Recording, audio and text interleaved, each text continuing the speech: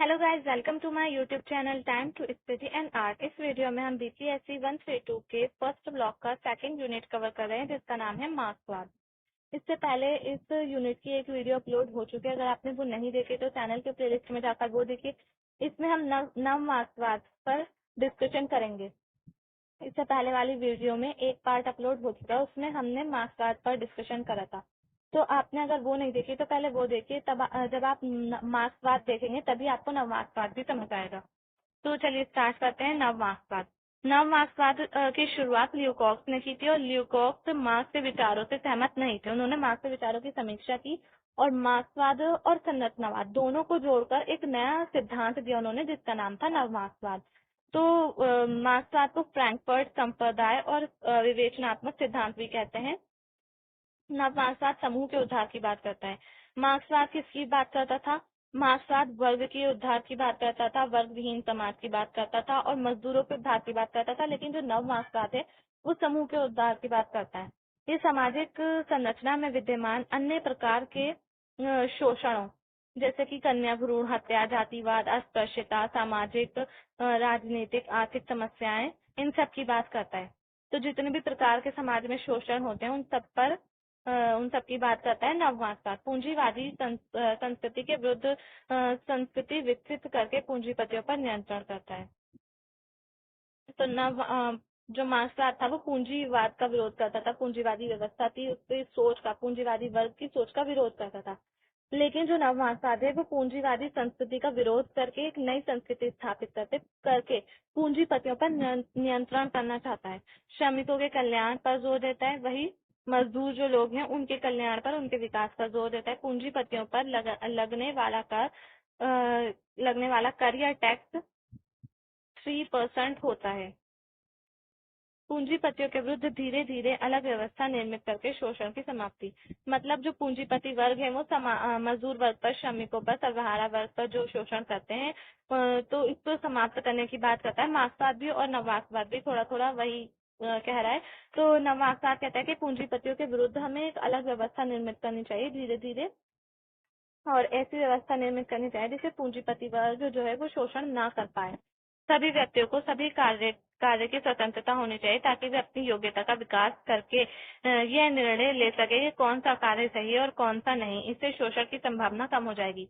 अब जब सबके पास स्वतंत्रता होगी और सब योग्यता के आधार पर लोगों का चयन होगा, योग्यता के आधार पर लोग निर्णय ले सकेंगे, तो शोषण की संभावना तो खुद ही समाप्त हो जाएगी।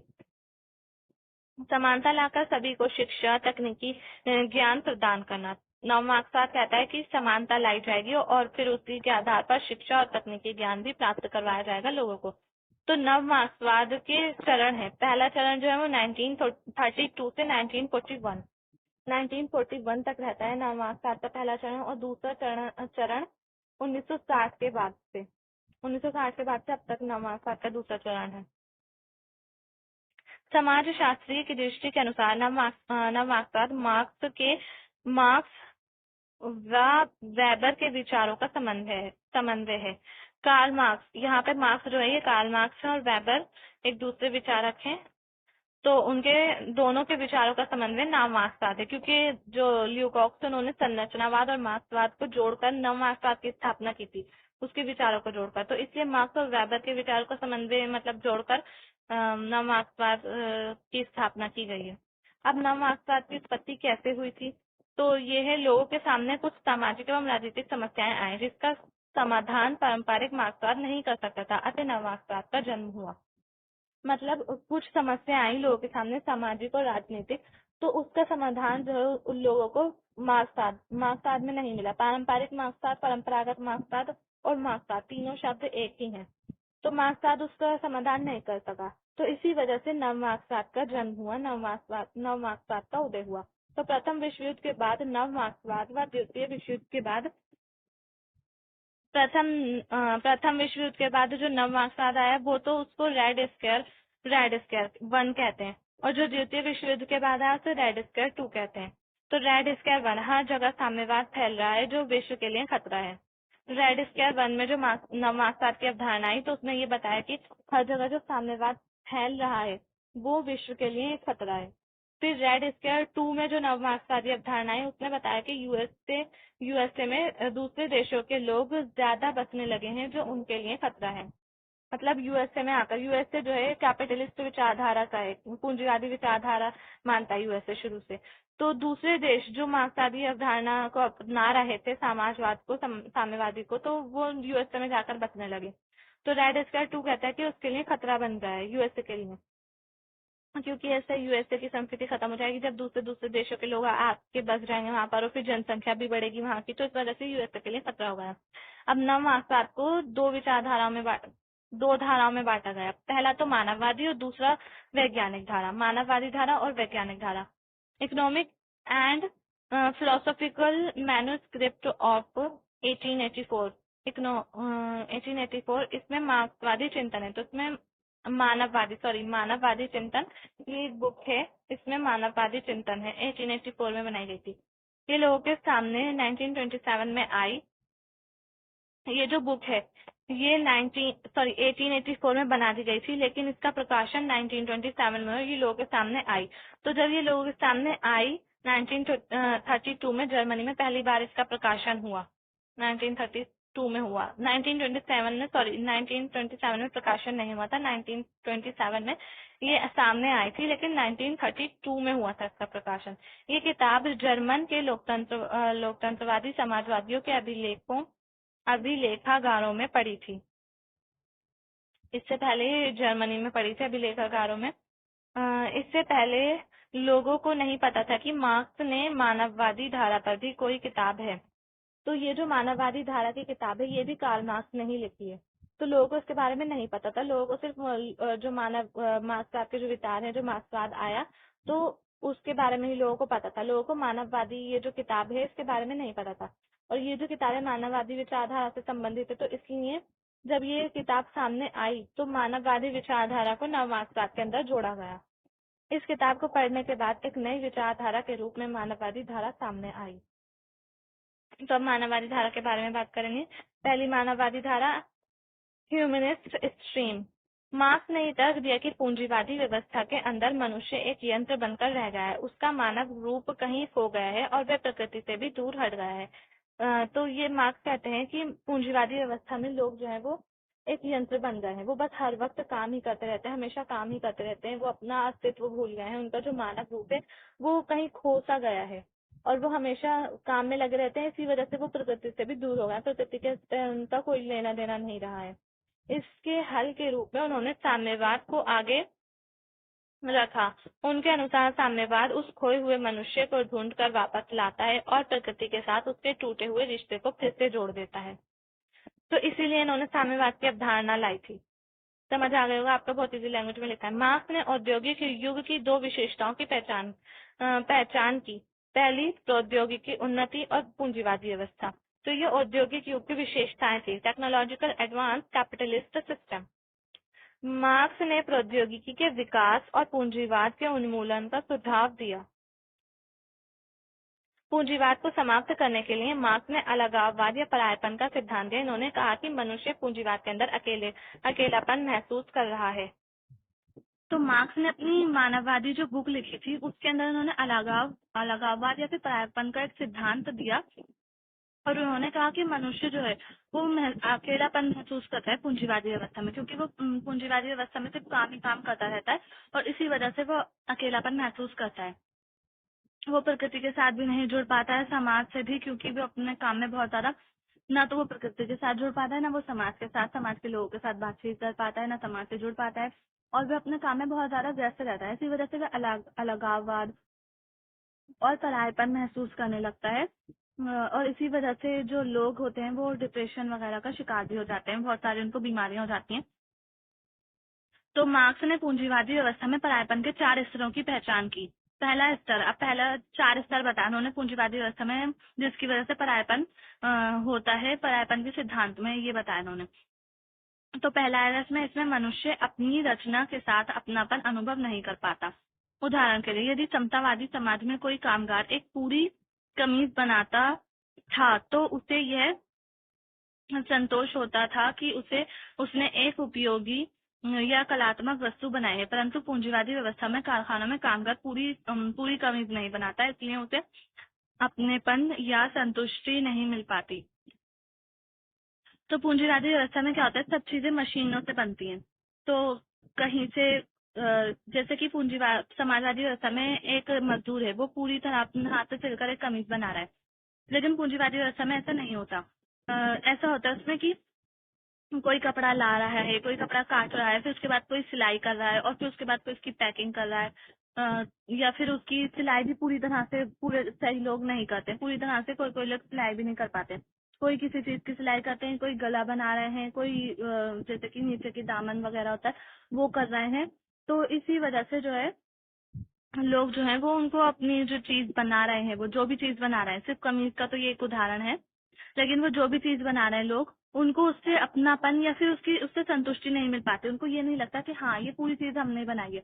उनको ये पता होता है कि ये सब चीजें अलग अलग लोगों ने मिलकर बनाई, सबने मिलकर काम किया है, टीम वर्क हुआ है ये। तो उनको ये एहसास नहीं होता कि जब वो लोग खुद ही कोई काम पूरा नहीं करेंगे, कोई एक काम वो खुद से नहीं करेंगे, कोई भी एक चीज वो खुद से नहीं बनाएंगे अकेले, तो उनको ऐसा ही लगेगा, उनको संतुष्टि नहीं मिलेगी। उनको ऐसे लगेगा कि ये तो सबकी मेहनत है, कोई हमारी अकेले की मेहनत नहीं है।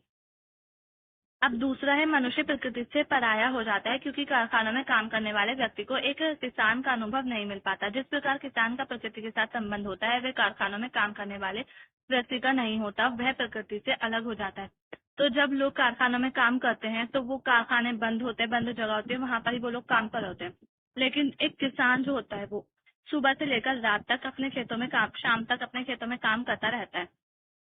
तो प्रकृति के बारे में उसको सब पता होता है, किस वक्त सुबह हो रही है, किस वक्त शाम हो रही है, और किस तरह का मौसम हो रहा है। तो ये सारे मौसमों का वो अनुभव करता है। गर्मी हो रही है तो गर्मी का भी अनुभव करता है, ठंड का अनुभव होता है उसको, सब चीजें वो महसूस कर पाता है जब वो अपने खेतों पर काम कराता है। लेकिन जो कारखानों में काम करने वाले लोग होते हैं वो किसी भी चीज का अनुभव नहीं कर पाते। उन्हें यही नहीं पता होता कि कब सुबह से शाम हो गई, कब रात हो गई, कब सुबह हो गई। उन्हें पता नहीं होता इस बारे में, क्योंकि कारखाने बंद होते हैं, वहीं पर वो लोग काम कर रहे होते हैं। वहाँ पर उन्हें सिर्फ लाइट की रोशनी में ही काम करना पड़ता है। फिर तीसरा हो जाएगा, पूंजीवादी आर्थिक प्रणाली में प्रतिस्पर्धा इतनी बढ़ जाती है कि मनुष्य अपने दोस्तों सहचरों से भी कोई खास संबंध नहीं रख पाता। इसी प्रतिस्पर्धा में एक का लाभ और दूसरे की हानि होती है। तो प्रतिस्पर्धा यानी कि कंपटीशन बढ़ जाता है इस व्यवस्था में, पूंजीवादी व्यवस्था में। और लोग जो होते हैं वो अपने दोस्तों के साथ, अपने सहचरों के साथ, अपने रिश्तेदारों के साथ अच्छे से संबंध नहीं बना पाते, उनके संबंध खराब होने लगते हैं। क्योंकि अगर जब कंपटीशन होता है तो कंपटीशन में क्या होता है, अगर एक व्यक्ति जीतेगा तो दूसरा व्यक्ति तो ऑब्वियसली बात है हारेगा ही। तो ऐसे ही इसी वजह से पूंजीवादी व्यवस्था में यही होता है, और इसी वजह से लोग जो होते हैं वो सही से संबंध, अच्छे संबंध नहीं रख पाते अपने दोस्तों के साथ, अपने रिश्तेदारों के साथ। चौथा इसका आएगा, मनुष्य अपने आप से भी पराया हो जाता है, क्योंकि उसे इतना काम करना पड़ता है कि उसे अपनी साहित्य, कला और साहित्य के प्रति कोई खास अभिरुचि नहीं रहती।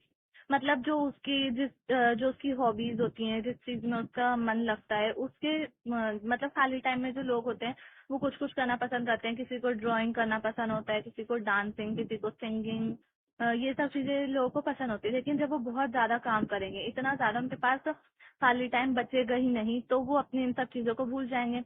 तो इनके प्रति उनका कोई लगाव नहीं रहेगा, इन सब चीजों के, साहित्य के प्रति, कला के प्रति कोई भी लगाव नहीं रहेगा। किसी भी तरह की कला उनमें नहीं बाकी रहेगी, वो सब भूल जाएंगे और सिर्फ काम के बारे में ही सोचेंगे। इसी वजह से वो लोग डिप्रेशन का भी शिकार हो जाते हैं, जो ज्यादा लोग जो हर वक्त काम करते रहते हैं। परंपरागत मार्क्सवादी अपने विश्लेषण में आर्थिक व प्रौद्योगिकी आधार को ही महत्व देते हैं, परंतु जब परायपन का सिद्धांत मार्क्सवादी चिंतन का महत्वपूर्ण अंग बन गया, तब यह अनुभव या महसूस किया जाने लगा कि मनुष्य व उसकी संस्कृति भी मार्क्सवादी विश्लेषण के सही विश्लेषण के लिए विषय है। तो परंपरागत मार्क्सवाद में क्या बताया गया था कि प्रौद्योगिकी को महत्व दिया गया था, आर्थिक स्थिति को और प्रौद्योगिकी को महत्व दिया गया था। लेकिन जब कार्ल मार्क्स की जो बुक आई, जो अभी मैंने पहले वीडियो में नाम लिया था, मैं भूल गई हूँ, अभी उसका नाम याद नहीं है, तो वो जो बुक आई तो उसके बाद परायपन का सिद्धांत आया, उस बुक के ही माध्यम से परायपन का सिद्धांत आया। और फिर उसके बाद लोगों को पता चला कि संस्कृति भी मार्क्सवादी अवधारणा में एक महत्वपूर्ण स्थान रखती है। मानववाद वह स्थिति है जिसमें मनुष्य प्रकृति का दास नहीं रह जाता, बल्कि वह आत्म प्रेरित व्यवहार के माध्यम से प्रकृति को अपनी इच्छा के अनुरूप ढाल सकता है। अब इसके बाद इसका दूसरी जो धारा है वो वैज्ञानिक यानी कि साइंटिफिक स्ट्रीम आएगी। इस धारा के समर्थक मानववादी धारा की मान्यताओं को अस्वीकारते हैं। तो मानव वैज्ञानिक धारा के जो लोग हैं वो मानववादी धारा का विरोध करते हैं, उसको अस्वीकारते हैं। वैज्ञानिक चिंतन को ही मार्क्सवाद का सार तत्व या केंद्र मानती हैं। इस विषय में लुई ऑल्थ्यूजर के विचार महत्वपूर्ण है। मतलब जो वैज्ञानिक धारा है इसमें लुई ऑल्थ्यूजर के विचार जो है वो महत्व रखते हैं, और जो वैज्ञानिक चिंतन के लोग हैं वो मार्क्सवाद का जो तत्व है, पूरा केंद्र जो है वो वैज्ञानिक धारा को मानते हैं। लुई ऑल्थ्यूजर ने तर्क दिया कि ऐतिहासिक भौतिकवाद के अंदर उत्पादन प्रणाली या आर्थिक गतिविधियों को ही समाज का आधार मान लेना गलत है, और ये मानना कि इस आधार के कारण समाज की जितनी चीजें हैं वे पनपती हैं। चीजों में आ जाएगा राजनीतिक मान्यताएं, राजनीतिक ढांचा, धर्म, नैतिक मान्यताएं आदि, ये भी गलत है। तो दूसरे शब्दों में हम कह सकते हैं कि आर्थिक आधार को संपूर्ण सामाजिक परिवर्तन का मूल स्रोत मान लेने पर अधिसंरचना के विश्लेषण को विशेष महत्व नहीं दिया जाता। और फ्यूजर ने कहा कि अगर हम इस निष्कर्ष पर पहुंचने के लिए तर्क वितर्क करेंगे तो यही निष्कर्ष निकलेगा कि मार्क्सवाद सर्वहारा वर्ग या कामगार वर्ग की ही अभिव्यक्ति करता है, अतः आर्थिक गतिविधि को वैज्ञानिक आधार नहीं मान सकते। तो ऑल्थ्यूजर जो वैज्ञानिकता को महत्व देते हैं, ये कहते हैं कि हम आर्थिक गतिविधियों को वैज्ञानिक आधार नहीं मान सकते। अगर हम इस बात पर निष्कर्ष पर पहुंचेंगे और निष्कर्ष पर पहुंचने के लिए हम तर्क वितर्क करेंगे, तो तर्क वितर्क करेंगे और उस तर्क वितर्क करने के बाद जो निष्कर्ष निकलेगा उसमें सर्वहारा वर्ग की ही अभिव्यक्ति की जाएगी। और सर्वहारा वर्ग क्या काम करता है? सर्वहारा वर्ग जो है सर्वहारा वर्ग मजदूर वर्ग होता है, तो वो मजदूरी करता है, तो उसमें आर्थिक गतिविधियों को महत्व दिया जाएगा। लेकिन ये कहते हैं कि वैज्ञानिक आधार नहीं माना जा सकता, हम आर्थिक गतिविधियों को वैज्ञानिक आधार नहीं कह सकते। और फ्यूजर ने वैज्ञानिक मार्क्सवाद की नई व्याख्या देने के लिए समकालीन संरचनावाद का सहारा लिया। संरचनावाद के अंदर सभी सामाजिक व सांस्कृतिक संरचनाओं जैसे भाषा, धर्म, काव्य, संगीत या वास्तुकला को उनकी संरचना या पूरी बनावट के आधार पर समझने का प्रयत्न किया जाता है। अब ये कहते हैं कि वैज्ञानिक मार्क्सवाद जो ऑल्थ्यूजर है उन्होंने वैज्ञानिक मार्क्सवाद की व्याख्या की, उन्होंने उसको अच्छी तरह से पढ़ा और उसकी फिर अच्छी तरह से व्याख्या की, उसको एक्सप्लेन किया और उन्होंने फिर संरचनावाद के माध्यम से इसको समझाने की कोशिश की। तो संरचनावाद में क्या क्या चीजें आती हैं? भाषा, धर्म, काव्य, कला, संस्कृति, वास्तुकला, इन सब चीजों पे को आधार बनाया जाता है संरचनावाद में। तो इन्होंने इसी के माध्यम से समझाने का प्रयास किया और संरचनावाद का भी समन्वय हुआ। फिर वैज्ञानिक धारा के ऐतिहासिक भौतिकवाद का खंडन करते हुए आर्थिक आधार में अधिसंरचना को जोड़ दिया और संरचनावाद को भी जोड़ दिया गया। सो गाइस, वीडियो यहीं पर ही फिनिश होती है। अभी इसका थोड़ा सा पार्ट और बचा है, तो वो हम नेक्स्ट वीडियो में कर लेंगे और ये यूनिट कंप्लीट हो जाएगा। अगर आपको वीडियो पसंद आए तो प्लीज लाइक करें, शेयर करें, चैनल को सब्सक्राइब करना ना भूलें, और अगर आपको कुछ समझ नहीं आया तो प्लीज कमेंट्स में मुझसे पूछें।